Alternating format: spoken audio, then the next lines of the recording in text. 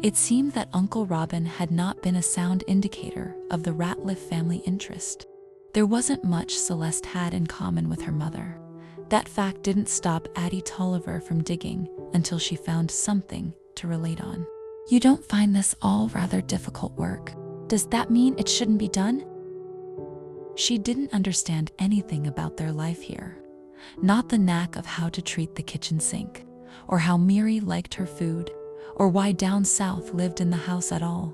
Addie had no idea about Thursday meetings at Willow Pond with Laurent, or what on earth Fred and Maple were doing. They're fighting. But why are they fighting? Won't they hurt each other? Fred said something obnoxious, I'm sure.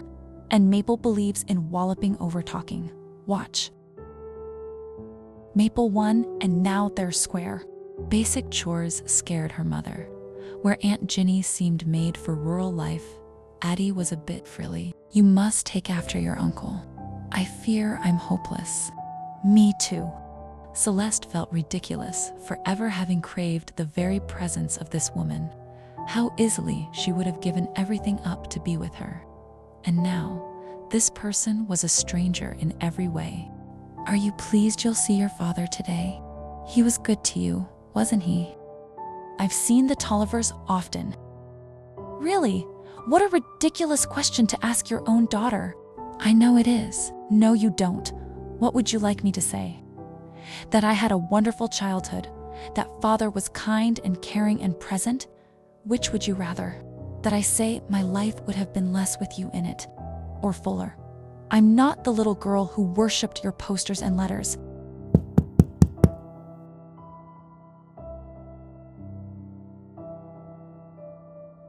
Somebody had better say something. I suppose I'll start. Celeste, Addie, I'm turning myself in. Into what? What are you talking about?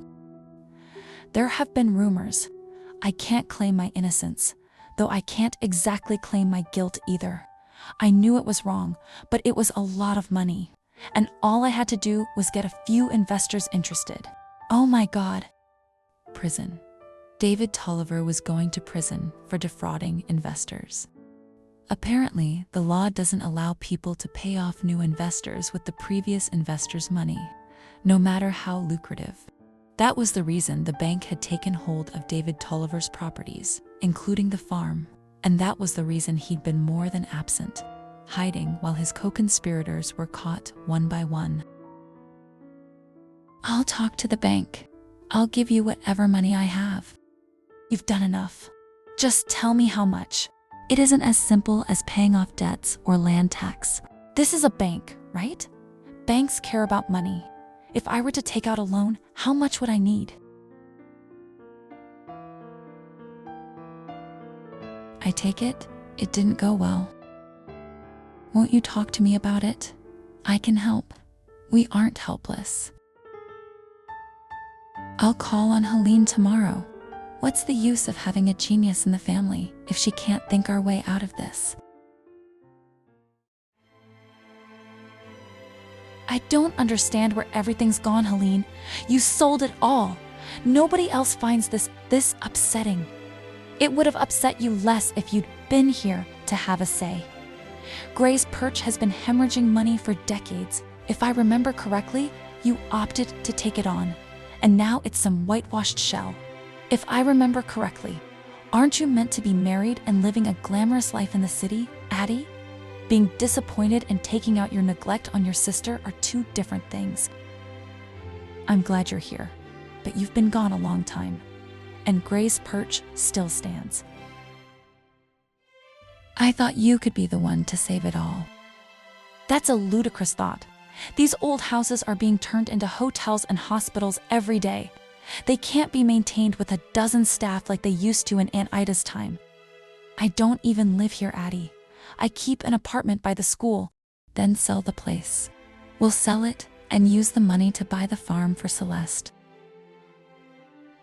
She doesn't want the farm, Addie. Celeste has spent her whole life desperately trying to maintain order. That farm is her order. Maple, on the other hand, well, Celeste won't leave her. Then we save the farm for Maple, and then Celeste will be happy. How are Calvin and Rose? Calvin's on his way to Bonneville to study architecture.